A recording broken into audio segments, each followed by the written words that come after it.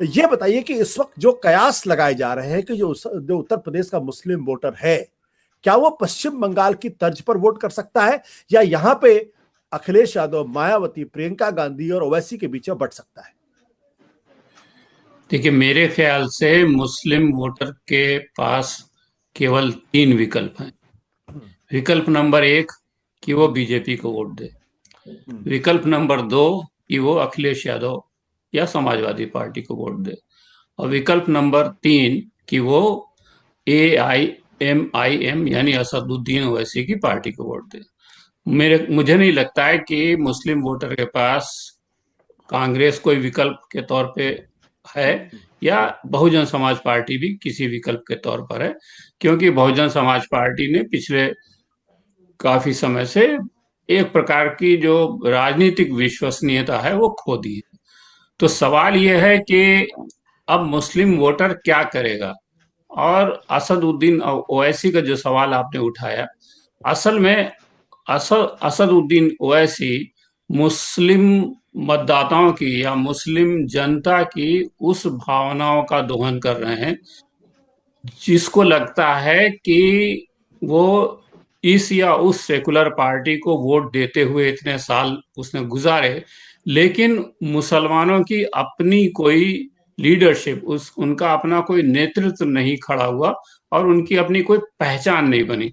तो हम्म। पिछले 7 सालों में जिस तरह का जो बीजेपी और आरएसएस का और जो तमाम हिंदुत्ववादी संगठनों का जिस तरह का एक दबाव बढ़ा है, उससे मुझे लगता है कि जो मुस्लिम वोटर है या मुस्लिम मानस है, उसको जी। ये कमी लगती है कि उसका कोई लीडर होना चाहिए। और आप पाएंगे कि असदुद्दीन ओवैसी भी लगातार इसी बात को जोर दे रहे हैं कि मुसलमानों का कोई नेता नहीं है, उनका नेता होना चाहिए।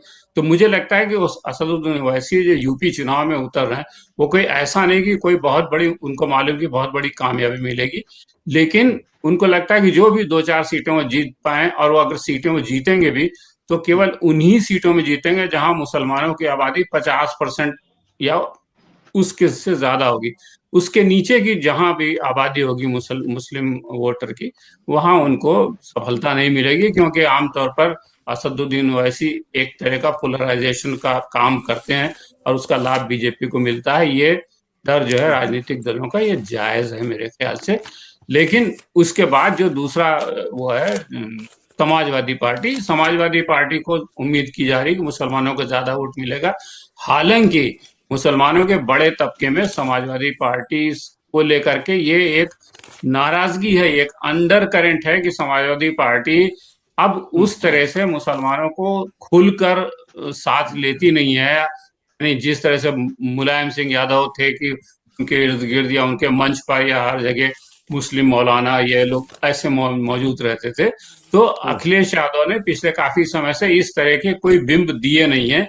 और खासतौर से जो आजम खान का मामला है, जिसमें मुसलमानों को काफी ये शिकायतें सुनने को मिली हैं, वो कहते हैं कि भाई अखिलेश यादव ने आजम खान के लिए कुछ नहीं किया, उनके लिए कुछ भी किया नहीं, और वो अकेले अपनी लड़ाई लड़ रहे हैं। इस तरह का अंडर करंट है, लेकिन इस जी। अंडर करंट का मतलब ये नहीं है कि मुस्लिम वोटर जो है अखिलेश यादव के खिलाफ वोट करेगा। मतलब आपको इस बात का, आपके हिसाब से जो मुसलमान वोटर है उसका प्रेफरेंस अखिलेश यादव होंगे, भले ही उनकी नाराजगी इस बात को लेकर यह है कि उनके मुद्दों को वो उस मजबूती के साथ नहीं उठा रहे जिस मजबूती के साथ वो पहले उठाते थे। नकवी साहब, मैं दूसरे वक्ताओं के पास जाने के पहले एक सवाल मैं आपसे और करना चाहता हूं। क्या मुस्लिम वोटर पिछले 7 सालों में पहले से अपने को ज्यादा असुरक्षित महसूस कर रहा है और उसकी वोटिंग स्ट्रेटेजिक ज्यादा हो गई है, बजाय इसके कि कौन उसके पक्ष में खड़ा है इसको सोचने के, वो इस बारे में ज्यादा सोच रहा है कि भारतीय जनता पार्टी से कौन हरा सकता है? देखिए, मुद्दा ये मुसलमानों के सामने भारतीय जनता पार्टी अब केवल एक राजनीतिक दल नहीं है, और जिसको मुसलमान ये कहें कि उनको जो है भारतीय जनता पार्टी से खतरा है।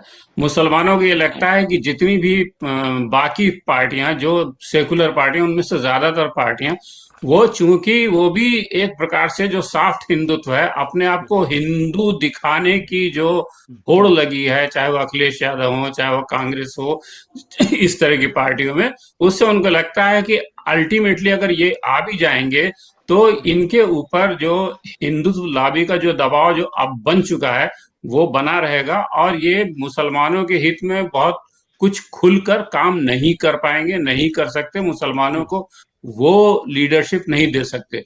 तो मुझे लगता है कि उनका एजेंडा, मुसलमानों का के दिमाग में जो सबसे टॉप ऑफ द माइंड जो बात है, वो बात यह है कि भाई एक मुस्लिम लीडरशिप इमर्ज करनी चाहिए, और ओवैसी इसी सेंटीमेंट को भुना रहे हैं।